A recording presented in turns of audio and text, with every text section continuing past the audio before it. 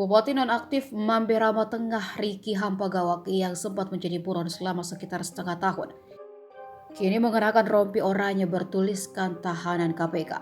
Riki digelandang turun dari lantai 2 Gedung Merah Putih Komisi Pemberantasan Korupsi pukul 18.49 waktu Indonesia Barat Senin 20 Februari.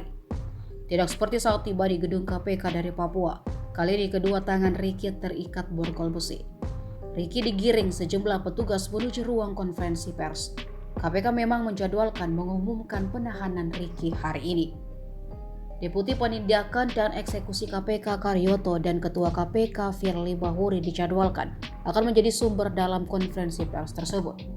Mereka bakal mengungkap detail kronologi perbuatan pidana Riki. Riki telah ditetapkan sebagai tersangka dugaan suap dan gratifikasi. Namun ia melarikan diri saat hendak dijemput paksa penyidik pada 14 Juli 2022. Ia diduga melarikan diri ke Papua Nugini melalui pasar Skow yang terletak di perbatasan Indonesia dan negara tersebut.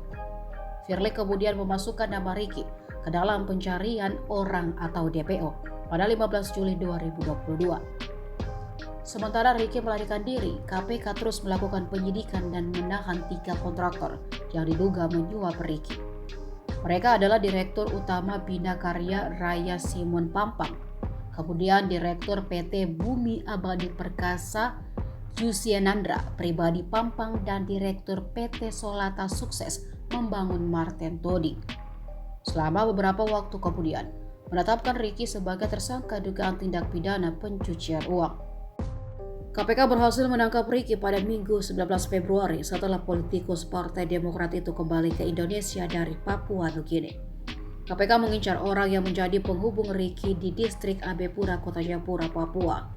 Ia menjembatani komunikasi Riki yang tengah bersembunyi dengan orang-orang di rumahnya.